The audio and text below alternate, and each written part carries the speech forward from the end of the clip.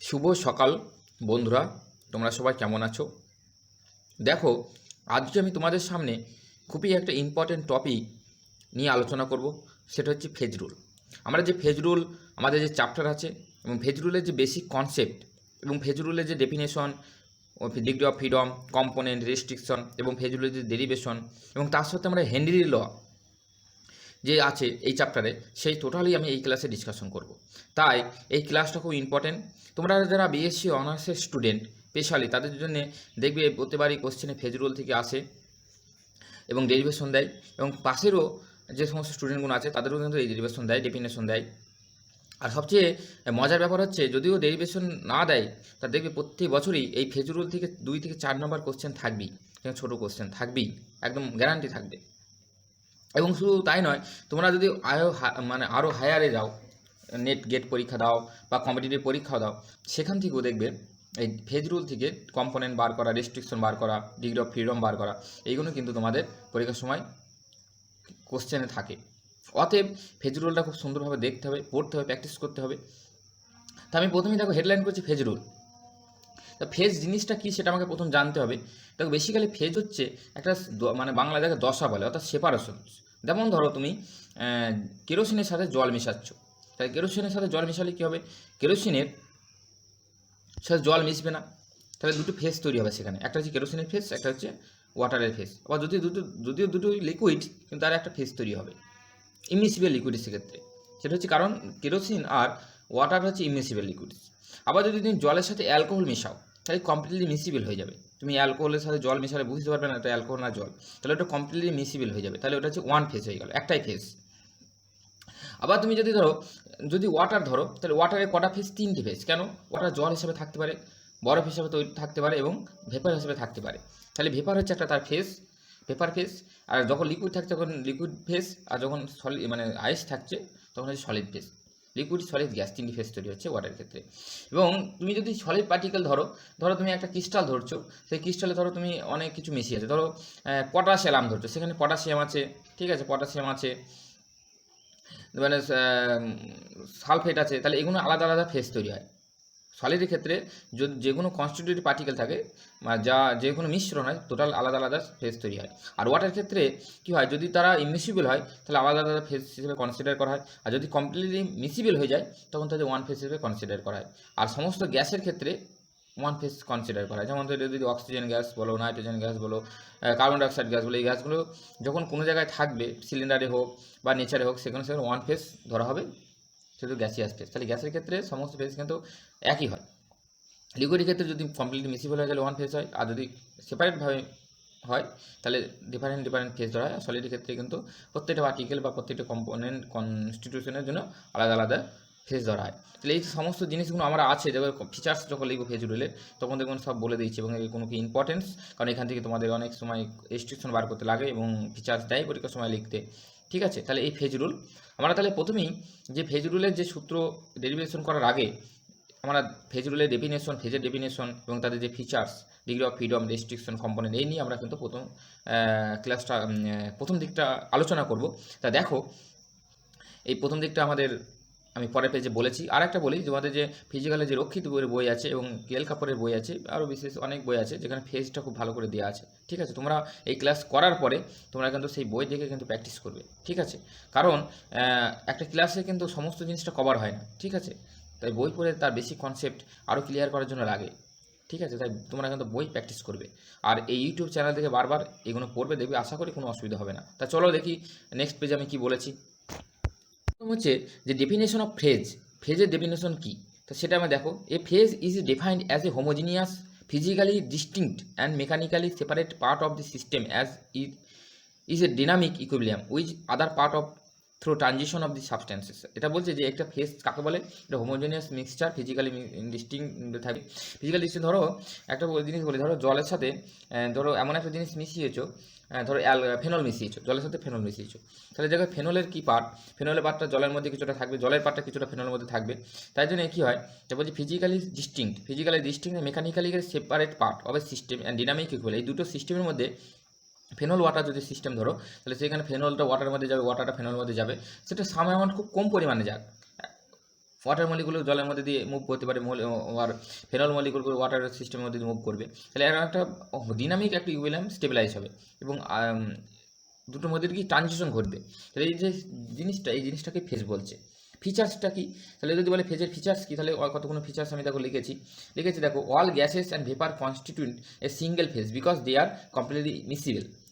সমস্ত গ্যাস এবং ভেপার ক্ষেত্রে সেটা ওয়ান ফেজ ধরা হয়, ঠিক আছে, আলাদা কোনো ফেজ ধরা হয়। 2 নম্বর হচ্ছে colloidal salt or colloidal particles is not physically homogeneous, hence consist more than one phase। অর্থাৎ colloidal particle যদি হয় সেখানে আলাদা আলাদা কিন্তু ফেজ তৈরি হবে। তাহলে এই জিনিসগুলো কিন্তু তোমাদের ফিচার্সগুলো লাগবে। আরও কিছু ফিচার্স আছে, দেখো নেক্সট পেজে সেটা বলেছি। দেখো তারপরে দেখো two solution represent a single phase. দেখো অ্যাকচুয়ালি বেসিক্যালি নাম্বারিংগুলো মিস্টেক হয়েছে, পিন মিস্টেক হয়েছে, অ্যাকচুয়ালি এটা 3 হবে। তারপরে টু সলিউশনটা কী হয় বলছি সিঙ্গেল ফেজ হিসেবে কনসিডার করা হয়। স্যাচুরেটেড যে সলিউশন থাকে সেই সলিউশনটা কী হয় তার হিসাবে টু ফেজ ধরা হয়। যত স্যাচুরেটেড সলিউশন ধরো লিকুইড মধ্যে তুমি একটা সলিড সাবস্টেন্স ডিজলভ করছো, যত বেশি পরিমাণ হলে কি সেটা সলিডটা থেকে যাবে, তাহলে টু ফেজ হচ্ছে। তারপর in a mixture solid all solid component represent separate phase. অর্থাৎ তুমি সলিডের ক্ষেত্রে যদি বিভিন্ন ধরনের সলিড মিক্সচার নাও তাহলে তার যতগুলো সলিড তার মধ্যে আছে ততগুলো আলাদা আলাদা ফেজ হিসেবে কনসিডার করা হয়। এই জিনিসটা কিন্তু মাথায় যেন থাকে। Number 4, in case of allotrope they have same chemical composition but differ from physical properties and hence allotrope mixture has phases equal to the number of the allotrope. অর্থাৎ তুমি যদি যেসব সাবস্টেন্সের ক্ষেত্রে অ্যালোট্রপ ফর্ম করে, যেমন কার ক্ষেত্রে করে, কার্বনের ক্ষেত্রে করে, সালফার সাবস্টেন্সের ক্ষেত্রে করে, টিনে মানে আছে কিছু, তাহলে এগুলো অ্যালোট্রপ ফর্ম করে। তাহলে এই অ্যালোট্রপ ফর্ম যখন হবে, যতগুলো নাম্বার অ্যালোট্রপ ফর্ম তৈরি করবে ততগুলো আলাদা আলাদা মানে তোমাকে ফেজ হিসেবে ভাবতে হবে। এবং নন মিসিবল লিকুইড 5 নম্বর লাস্ট বলছে নন মিসিবল লিকুইডস কনসিস্ট সেপারেট ফেজ। অর্থাৎ লিকুইড যদি ইমিসিবল হয়, যেমন তুমি ফেনলের সাথে ওয়াটার মিশাচ্ছ বা কেরোসিনের সাথে ওয়াটার মিশাচ্ছ, তাহলে সেখানে কী হবে নন ইমিসিবল লিকুইডস, তাহলে সেখানে দুটো ফেজ তৈরি হবে। আবার যদি তুমি অ্যালকোহলের সাথে জল মেশালো পুরোপুরি কমপ্লিটলি মিসিবল হয়ে যাবে, তাহলে সেটা সিঙ্গেল ফেজ তৈরি হবে, ঠিক আছে। তাহলে গ্যাসের ক্ষেত্রে কমপ্লিটলি যদি গ্যাস হয় তাহলে ওয়ান ফেজ ধরা হয়, যদি টু সলিউশন হয় তাহলে ওয়ান ফেজ ধরা হয়, যদি কমপ্লিটলি যদি লিকুইডগুলো মিসিবল হয় তাহলে ওয়ান ফেজ ধরা হয়, আর যদি কোনো কারণে যদি না মিসিবল হয়, মিসিবল না হয়, সেপারেট থাকে, তাহলে সেক্ষেত্রে কিন্তু সেপারেট ফেজ ধরা হবে। এবং কোলাইডাল সলিউশনের ক্ষেত্রেও কিন্তু আলাদা আলাদা ফেজ তোমার অ্যাকচুয়ালি ধরা হয়। এই জিনিসগুলো যেন মাথায় থাকে, ঠিক আছে। তারপরে যেটা আমরা পড়বো ডেফিনেশন অফ কম্পোনেন্টস। এটা খুব ইম্পর্টেন্ট, তোমাদের পরীক্ষায় অনেকবার এই সংজ্ঞাটা দেয়। তাই কম্পোনেন্টটা কি বলছে, দি number of the components of the system is defined as the minimum number of the constituent required for the determination of composition of all phase of the system. অর্থাৎ মিনিমাম যতগুলো কনস্টিটিউয়েন্ট রিকোয়ার্ড হবে সেইগুলো হচ্ছে তার number of the component. এখানে যতগুলো component আছে সেই কম্পোনেন্টের ক্যালকুলেশন একটা সূত্র আছে, তা পরে বলছি। তাহলে কম্পোনেন্ট ডেফিনেশন যদি বলে তাহলে বলতে পারে যে minimum number of the constituent equal for determination of the composition of all phases of the system. সমস্ত ফেজগুলো যদি তুমি কম্পোজিশন ক্যালকুলেট করো তার জন্য যতগুলো কনস্টিটিউয়েন্ট প্রয়োজন বা ইকুয়েশনের প্রয়োজন সেইটা অ্যাকচুয়ালি কম্পোনেন্ট।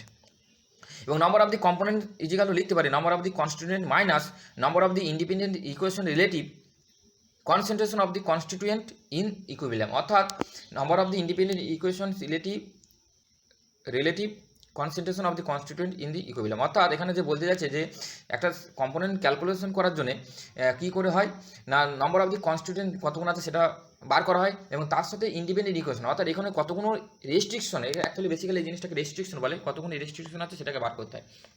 রেস্ট্রিকশন পাবো কী করে, রেস্ট্রিকশন পাওয়া যায় যদি ইকুইলিব্রিয়ামে যে সমস্ত ইকুয়েশনগুলো তৈরি হয়, ধরো একটা ইকুয়েশন সমীকরণ লিখেছো, সেই সমীকরণ থেকে কতগুলো ইন্ডিপেন্ডেন্ট তুমি সমীকরণ করতে পারো। ইকুইলিব্রিয়াম কনস্ট্যান্ট একটা পেতে পারি, পার্শিয়াল প্রেসার দুটো যদি গ্যাসিয়াস হয় তাহলে সমান হয়, তাহলে সেগুলো পেতে পারি। তাহলে এই সমস্ত ইন্ডিপেন্ডেন্ট যে ইকুয়েশনগুলো পায় সেগুলোকে রেস্ট্রিকশন বলা হয়, সেই রেস্ট্রিকশনটাকে বাদ দিতে হয়। তাহলে এই কনস্ট্যান্ট থেকে যদি রেস্ট্রিকশন বাদ দিই তাহলে নাম্বার অফ দি কম্পোনেন্ট পেয়ে যাবে।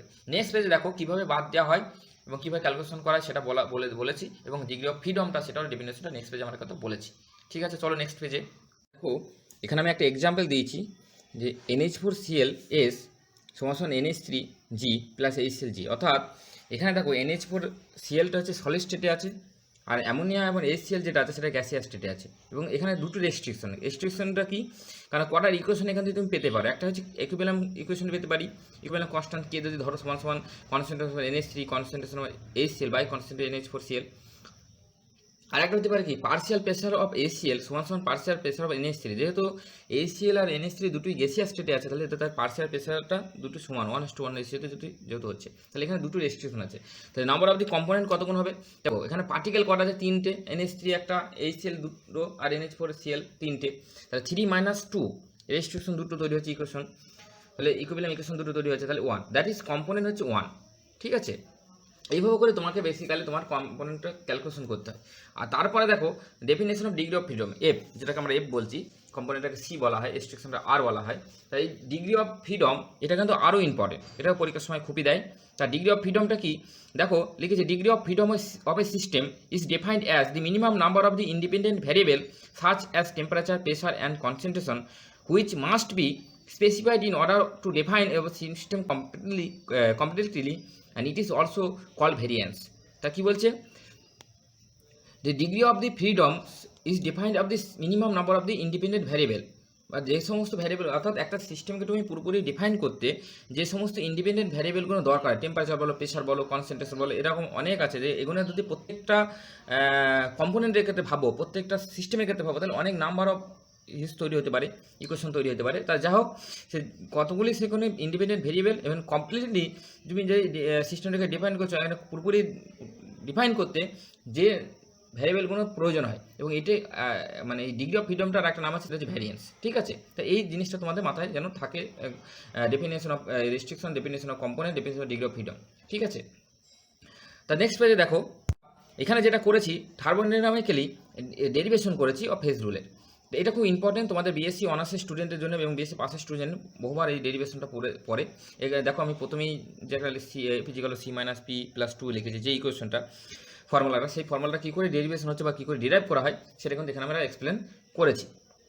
তা দেখো প্রথমেই এই বলে রাখি যে থার্মোডাইনামিক্যালি ডেরিভেশন ফেজ রুলটা করার জন্য আমাকে কিছু জিনিস কনসিডার করতে হবে। সেই কনসিডার কী করেছি দেখো লিখেছি, let us consider a heterogeneous system having C component distributed in p phases and it is in equilibrium. Equilibrium system এখানে c component আছে and p phase আছে, and system can be completely defined as specify following variance. One হচ্ছে pressure one phase, temperature one phase and concentration of the each component is each phase. অর্থাৎ এখানে pressure আর temperature যেটা, সেটা কিন্তু দুটো phase, প্রত্যেকটার একটা করে, সেটা কিন্তু কোনো সমস্যা নেই। কিন্তু কনসেন্ট্রেশনের একটা সমস্যা, যেখানে প্রত্যেকটা কম্পোনেন্টের আলাদা আলাদা ফেজ তৈরি হবে, সেটা বলছে, সেটা অনেক হিউজ নাম্বার হবে, সেটাকে ক্যালকুলেশন করতে হবে। Since it is phase content C component and concentration variance for non phase will be C and therefore total concentration variable for P phases will be PC. অর্থাৎ এখানে যেহেতু কম্পোনেন্ট পি আছে আর C হচ্ছে C হচ্ছে component, P হচ্ছে phase, তাহলে total যে ইচ কনসেন্ট্রেশনের জন্য যদি ইচ ফেজ কনসিডার করে, টোটাল ফেজ হবে PC, and total phase PC+2, কারণ টেম্পারেচার প্রেসার দুটো এক্সট্রা আছে, তাহলে PC+2 and but the variable are not essentially independent variable because restriction imposed in the equivalent condition. অর্থাৎ এই যে টোটাল ইকুয়েশন তাহলে কতক্ষণে পাওয়া যাচ্ছে 2 + PC, অর্থাৎ PC+2। এবার এই যে টোটাল যে ইকুয়েশন পাওয়া যাচ্ছে, সেই ইকুয়েশনগুলো সমস্তগুলো এখানে ইন্ডিপেন্ডেন্ট নয়, কারণ কি এর মধ্যে অনেক রেস্ট্রিকশন লুকিয়ে আছে। তাহলে সেই রেস্ট্রিকশন কীভাবে ক্যালকুলেশন করবো দেখো নেক্সট পেজে আমি সেটাকে বলেছি। The restriction imposed by the equilibrium conditions can be calculated as follows. One হচ্ছে the sums of the moles fractions of all component in a phase is unity. অর্থাৎ যদি টোটাল মোল ফ্র্যাকশনকে যোগ করা হয়, তাহলে সেটা যোগ এক হয়, সেটা আমরা জানি। Denoted the component as 1 2 3 dot c and phase denoted by Roman হাতের 1 2 3 and dot p, and we can write phase for phase 1। Phase 1 জন্য দেখো প্রত্যেকটা, দেখো এখানে সি কম্পোনেন্ট আছে এবং 1 2 3 থেকে সি কম্পোনেন্ট আছে, তাহলে প্রত্যেকটা কম্পোনেন্ট আলাদা আলাদা এবং প্রত্যেকটা ফেজ হচ্ছে 1 2 3 এরকম করে পি পর্যন্ত আছে। তাহলে পারমিশন কম্বিনেশনভাবে ইকুয়েশনটাকে তৈরি করা যেতে পারে। তা প্রথমে দেখো আমরা একটা ফিক্সড রাখছি ফর ফেজটাকে, দেখো 1 যদি ভাগি, অর্থাৎ ফেজটা 1, ফেজ যখন 1 আসছে তখন সমস্ত কম্পোনেন্ট ওই 1 ফেজে যত কম্পোনেন্ট সবগুলোকে যোগ করবো, তাদের মোল ফ্র্যাকশন যোগ করবো। তাহলে মোল ফ্র্যাকশন কী হচ্ছে দেখো, x1 1 প্লাস x2 1, এগুলো x3 1 প্লাস x4 1। দেখো ওপরে এগুলো সব 1 ফেজ 1, সেখানে প্রত্যেকটা ফেজ 1-এর জন্য যোগ করে যাবো, dot dot phase plus xc 1 equal to C, অর্থাৎ টোটাল কম্পোনেন্ট সি, টোটাল কম্পোনেন্টের যে মোল ফ্র্যাকশন যোগ করলাম। ফেজ 2 এর জন্য similarly x1 2 x2 2 x3 2 x4 2 plus dot dot dot plus x C2 equal to 1। তাহলে টোটাল ফেজ 2 এরকম dot dot করে ফেজ 3 যাবে, ফেজ 4 যাবে, ফেজ পি পর্যন্ত হবে। ফেজ পি যেটা পিতে যদি ধরো তাহলে টোটাল যে পি হবে ইকুয়েশন মানে যোগ হবে সেটা হচ্ছে x1p plus x2p plus x3p dot dot করে xcp ইকুয়াল 1। তাহলে টোটাল এগুলো সব তাহলে কতগুলো ফেজ আছে, টোটাল পি ফেজ। তাহলে টোটাল ইকুয়েশন কতগুলো হবে পি। দেখো প্রথমে ফেজের জন্য একটা ফেজ 1-এর জন্য একটা ইকুয়েশন, ফেজ 2-এর জন্য একটা ইকুয়েশন, ফেজ 3-এর জন্য একটা ইকুয়েশন, ডট ডট করে ফেজ পির জন্য একটা ইকুয়েশন। তাহলে এখানে টোটালে কতগুলো ইকুয়েশন পাবা, পি সংখ্যক ইকুয়েশন পাবো। দেখতে পাচ্ছ এখানে total number of the equation P. তাহলে এখানে কতগুলো রেস্ট্রিকশন পেয়েছো পি সংখ্যক, এখানে কতগুলো পেয়েছো পি সংখ্যক। তাহলে সেটা কিন্তু আমরা ফেজটাকে যখন ওয়ান মানে ফিক্স রাখছি তখন, ফেজটাকে যখন ফিক্স রাখছি তখন ব্যাপারটা হচ্ছে। এবার যদি কম্পাউন্ডটাকে ফিক্স রাখি তাহলে তখন কী হবে, তাহলে নেক্সট পেজে সেটা আমরা বলেছি। The another thermodynamically requirements for equilibrium state is that the chemical potential of the component must be same in every phase.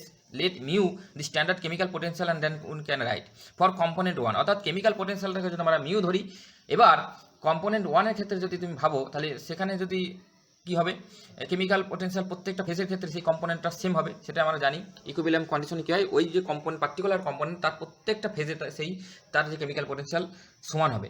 তাহলে সেটা যদি মিউ 1 মিউ 2 মিউ সরি এখানে হচ্ছে mu 1 mu 2 mu 3 dot dot করে এরকম সমান যাবে, অ্যাকচুয়ালি সমান হচ্ছে মিউ 1p। তাহলে এখানে কত নম্বর ইকুয়েশন হবে, p-1 ইকুয়েশন। p-1 ইকুয়েশন কেন বলো তো, কারণ ভালো করে দেখো যে ধরো আমি একটা ইকুয়েশন তৈরি করতে মিনিমাম দুটো কম্পোনেন্ট দরকার হয়, মিনিমাম কটা কম্পোনেন্ট, দুটো। তাহলে ধরো মিউ 1 মিউ 2, সেটা মিউ 1 ফেজ সমান মিউ 1 2 ফেজ, এটা একটা ইকুয়েশন হতে পারে। আবার মিউ 1 থেকে মিউ 2 থেকে মিউ 3 একটা ইকুয়েশন হতে পারে। মিউ 1 2 ইজিক্যাল টু মিউ 1 3 একটা ইকুয়েশন হতে পারে। মিউ 1 3 সমান মিউ 1 4 একটা ইকুয়েশন হতে পারে। এরকম অসংখ্য ইকুয়েশন হতে পারে। কিন্তু ইকুয়েশন যাই হোক, যদি পি সংখ্যক তুমি নাও তাহলে পি সংখ্যক ইকুয়েশন তৈরি হবে, কিন্তু একটা ইকুয়েশন কম হবে। কারণ একটা ইকুয়েশন তৈরি হবে কেন কম হবে, কারণ তুমি এখানে দেখতে পাচ্ছ যে 1 কম্পোনেন্টের ক্ষেত্রে তুমি যেটা ভাবছো যে মিউ 1 টু মিউ 1 2, অর্থাৎ এই দুটো মিলে একটা ইকুয়েশন তৈরি হচ্ছে। প্রথম একটা দিতে একটা ইকুয়েশন তৈরি হচ্ছে না, তাহলে অ্যাটলিস্ট দুটো মিলে একটা ইকুয়েশন তৈরি হচ্ছে, তাহলে একটা কম হবে, ওই জন্য p-1। বুঝতে পেরেছি? ধরো মিউ 1 সমান মিউ 1 2 একটা ইকুয়েশন হলো, তাহলে মিউ 1 সমান মিউ 1 2 সমান মিউ 2 3, দুটো ইকুয়েশন তৈরি হলো। তাহলে এই যে তিনটে মিলে দুটো ইকুয়েশন তৈরি হচ্ছে, তাহলে একটা কিন্তু ইকুয়েশন কম হবে, তাহলে ওই জন্য এক নম্বর ইকুয়েশনটা একটা বাদ দিয়ে দিচ্ছি। ঠিক আছে, ফর কম্পোনেন্ট 2 ক্ষেত্রে সিমিলারলি হবে p-1 ইকুয়েশন। এবার কম্পোনেন্ট সির ক্ষেত্রে যত ধরো, তাহলে মিউ c1 সমান মিউ c2 সমান মিউ c3 সমান মিউ c4 সমান ডট ডট মিউ cp, অর্থাৎ p-1 ইকুয়েশন। তাহলে টোটাল কতগুলো ইকুয়েশন হবে দেখো, টোটাল ইকুয়েশন হবে দেখো p-1 প্রত্যেকটা ইকুয়েশন, এবং কম্পোনেন্ট কতগুলো c, তাহলে c ইন্টু p-1, তাহলে c ইন্টু p-1। তাহলে এই এতগুলো ইকুয়েশন তৈরি হচ্ছে যদি তুমি কেমিক্যাল পোটেনশিয়াল যদি তুমি কেমিক্যাল পোটেনশিয়াল উপর ডিপেন্ডেন্ট করে যদি তুমি ইকুয়েশন বার করো, তাহলে c ইন্টু p-1 ইকুয়েশন তৈরি হচ্ছে। আর আগে কতগুলো ইকুয়েশন তৈরি হচ্ছিল ফেজের উপর থেকে পি সংখ্যক, তাহলে তাহলে টোটাল কতগুলো ইকুয়েশন তৈরি হচ্ছে p plus c into p-1, p plus c into p-1, total এই যে ইকুয়েশন তৈরি, অর্থাৎ টোটাল রেস্ট্রিকশন যেটা তৈরি হচ্ছে সেটা p plus c into p-1। ঠিক আছে, নেক্সট পেজে চলো দেখি। The degree of freedom is equal to total number of the variables minus number of the independent equations due to equilibrium rest transitions। অর্থাৎ যেটা আমি ডিগ্রি অফ ফ্রিডম ক্যালকুলেশনে যে সূত্রটা আমরা পড়েছিলাম, এটা এই যে number of independent equation due to equilibrium transition, এটা অ্যাকচুয়ালি রেস্ট্রিকশন। তাহলে নাম্বার অফ রেস্ট্রিকশনটা বাদ দিয়ে দেবো, অর্থাৎ কতগুলো ইকুয়েশন আমরা পেয়েছি সেই ইকুয়েশনটা বাদ দিয়ে দেবো। টোটাল নাম্বার অফ যে কতগুলো কম্পোনেন্ট ভেরিয়েবল ইকুয়েশন থাকা দরকার সেই থেকে ইন্ডিপেন্ডেন্ট ইকুয়েশনগুলো বাদ দিয়ে দেবো, কারণ হচ্ছে আমার সব ইকুয়েশন কিন্তু রিপ্রেজেন্টেটিভ হিসেবে কনসিডার করবো না, যেগুলো অ্যাকচুয়ালি যার উপর ইকুয়েশনটা মানে সিস্টেমটা ডিফাইন করা যাবে, যে সিস্টেমের উপর বা যার উপর সেইগুলোকে মানে ভাববো। সুতরাং সমান লিখতে পারি pc প্লাস 2 টোটাল ইকুয়েশন ছিল, মাইনাস আছে p minus c in p-1, তাহলে টোটাল হয়ে যাচ্ছে f সমান এখানে যদি 12 ডিগ্রি অফ ফ্রিডমটাকে f বলো, তাহলে f সমান হয়ে যাচ্ছে c মাইনাস p প্লাস 2, অর্থাৎ c মাইনাস p প্লাস 2। অর্থাৎ পরীক্ষার সময় যদি তোমাদের বলে যে ডিগ্রি অফ ফ্রিডম ইকুয়েশন বার করো, অর্থাৎ ফেজ রুলের ইকুয়েশন বার করো বা ফেজ রুলের ডেরিভেশন করো, তাহলে এত দূর পর্যন্ত লিখতে হবে। এটা কিন্তু 3 থেকে 4 নম্বর বা 5 নম্বরও দিতে পারে। ঠিক আছে, তাহলে এটা কিন্তু তোমাদের বাড়িতে ঘরে বসে বারবার প্র্যাকটিস করবে, খুব ইম্পর্টেন্ট, এবং কনসেপ্টগুলো কিন্তু পুরো ইম্পর্টেন্ট। রক্ষিতের বইটা তোমরা দেখো, তাহলে আরও কিন্তু ক্লিয়ার হবে। ঠিক আছে, জিনিসটা কিন্তু প্র্যাকটিস করো। তারপরে আরেকটা ইম্পর্টেন্ট টপিক হচ্ছে হেনরি ল।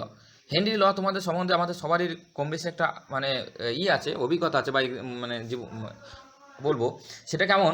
ধরো আমরা যে যখন স্প্রাইট বা থামস-আপের বোতল খুলি, তখন কি হয়, বোতল যেই খোলার মধ্যে ভেতরে বোতলের জলের লিকুইড থেকে বুদবুদ করে ফেনা বার হয়, তাহলে সেটা অ্যাকচুয়ালি বেসিক্যালি হেনরিজ লর একটা মানে হেনরিজ ল যে সেই ল থেকেই কিন্তু মানে তার একটা অ্যাপ্লিকেশন বলতে পারো।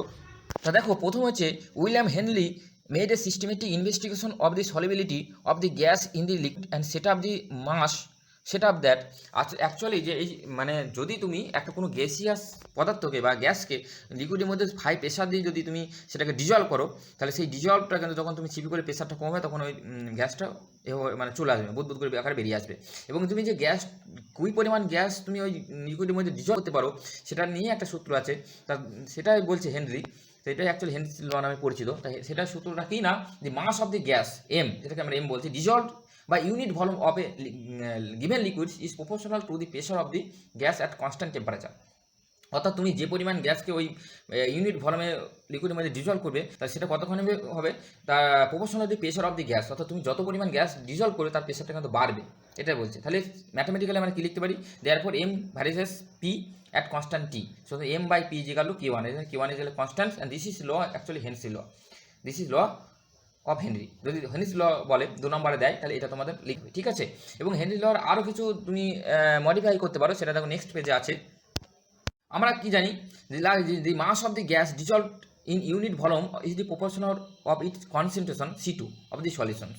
অর্থাৎ আমরা যদি সেই প্রেশারটাকে যদি লিকুইড স্টেটে ভাবি, হ্যাঁ অ্যাকচুয়ালি এখানে যদি যে প্রেশারের সাথে প্রপোর্শনাল বলছি সেটাকে আমরা যদি C2 কনসেন্ট্রেশন টার্মে কনভার্ট করি, কেন কনসেন্ট্রেশন টার্মে কনভার্ট করবো, কারণ যদি লিকুইড কেসের ক্ষেত্রে এটা ভাবি, লিকুইড কেসে তার অ্যাকচুয়ালি কনসেন্ট্রেশন যত তুমি গ্যাসটাকে ডিজলভ করবে তার মানে গ্যাসের কনসেন্ট্রেশন বাড়বে। তাহলে কনসেন্ট্রেশন উপর ডিপেন্ড যদি করি তাহলে অ্যাকচুয়ালি সেখান থেকে কী জানি পিভি সমান NRT, তাহলে সেখান থেকে P সমান C1RT হবে। যেহেতু এখানে কনসেন্ট্রেশনকে C1 ধরছি, actually in terms of concentration যদি মোলে ধরি তাহলে মোলে অ্যাকচুয়ালি C1 ধরছি যেটাকে, তাহলে C1RT, এখানে যে এনটাকে C1 বলছি কেন ছিল, এই যে C1 actually concentration in terms of mole, ঠিক আছে। তাহলে মানে পেতে পারি কি, দেখো যদি ভালো কোনো বসাই, আগে দেখো আগে কী পেয়েছিলাম, আগে যে ইকুয়েশনটা পেয়েছি আমি হেনরি ল থেকে, m/p is equal to K1, m/p is equal to K1, Henry law যেটা পেয়েছি। তাহলে সেই এম এর জায়গায় যদি ভ্যালুটা বসাই তাহলে কী বসবে, K-C2 কেন, কারণ যে প্রপোর্শনাল C2 বলেছি, তাহলে প্রেশারটা যদি অ্যাকচুয়ালি এমটা যদি প্রপোর্শনাল C2 ধরি তাহলে তার একটা কনস্ট্যান্টলি ভ্যালুটা বসাতে হবে। তাহলে K' ধরছি সেটাকে K'(C2) বাই C1RT, আর প্রেশারের মানটা যে C1RT সেটা আমরা পেয়েছি, তাহলে ইজিক্যাল টু K1। তাহলে C2 বাই C1 যদি করি তাহলে দেখা যাচ্ছে K1RT বাই K', তাহলে পার্টিকুলার টেম্পারেচার যদি ধরো তাহলে K2 ইজিক্যাল অলসো কনস্ট্যান্ট। অর্থাৎ that is the constant temperature, the concentration of substance in the gas phase and liquid phase bear at constant ratio to one another. অর্থাৎ এখানে যে দেখতে পাচ্ছ যে C2 আর C1, যে C2টা কার কনসেন্ট্রেশন অফ গ্যাস ফেজ যদি তুমি ভাবো, এবং C1টা কার কনসেন্ট্রেশন অফ লিকুইড ফেজে যদি ভাবো, তাহলে দুটোর যে রেশিও, সেই রেশিওটা কিন্তু অ্যাকচুয়ালি তোমার এটা একটা মানে কনস্ট্যান্ট টার্মে অপারেট হবে। তা সেটা কিন্তু অ্যাকচুয়ালি হেনরিস ল যদি বলে, হেনরিস ল যদি 3 নম্বর যদি দেয়, বা যদি লিকুইডের ক্ষেত্রে যদি কীভাবে হেনরিস লটা অ্যাপ্লাই হয় কিনা সেটা যদি বলে, তখন কিন্তু এই ক্ষেত্রে এতদূর পর্যন্ত বলতে হবে। লিমিটেশন কি, যে গ্যাস বলছে হেনরিস ল তখনই ক্ষেত্রে প্রয়োজনীয় যখন গ্যাসটা আইডিয়াল হবে এবং gas does not react with solvent, অর্থাৎ গ্যাসটা নন রিঅ্যাক্টিভ হতে হবে। গ্যাসটা যদি কোনো সিস্টেমে যদি রিঅ্যাকশন করে যায়, লিকুইডের সাথে রিঅ্যাকশন করে যায়, তাহলে কিন্তু তখন আর হেনরিস লটা অ্যাপ্লাই হবে না। আর এই দুটো লিমিটেড কন্ডিশন কিন্তু আমরা বলতে পারবো, মানে যদি আর রাখতে হবে, এই কন্ডিশন যদি তুমি না রাখো তাহলে হেনরিস লটা পুরোপুরি কনক্রিট হবে না, ঠিক আছে। তাহলে এই যে টোটাল যে জিনিসটা তোমরা পড়লে, এই যে হেনরিস মানে ফেজ রুলের, তাহলে এটা কিন্তু তোমরা ঘরে বসে প্র্যাকটিস করো। তোমাদের যদি কোনো প্রবলেম হয় তাহলে 8250173629 নম্বরে ফোন করতে পারো, হোয়াটসঅ্যাপ করতে পারো। এবং যদি তোমাদের কোনো মতামত থাকে বা তোমাদের যদি কোনো এক্সট্রা ভিডিও দরকার বা ইকোয়ার হয় বা নিউমেরিক্যাল কিছু যদি প্রবলেম দরকার, কোন টপিকের উপর, সেটা আমার কমেন্ট বক্সে জানাবে অথবা আমাকে হোয়াটসঅ্যাপে জানাতে পারো। তাহলে আমাদের বোঝাটা সম্ভব হবে, আমি নিজেও বুঝতে পারবো যে স্টুডেন্টের ক্ষেত্রে কী কী দরকার বা কী প্রয়োজন, ঠিক আছে। যদি তোমাদের ভিডিওটা তোমাদের পছন্দের হয় তাহলে লাইক, শেয়ার, সাবস্ক্রাইবের মধ্যে তোমার বন্ধুদের সকলকে জানিয়ে দিও। চলো ভালো করে পড়াশোনা করো, ঠিক আছে।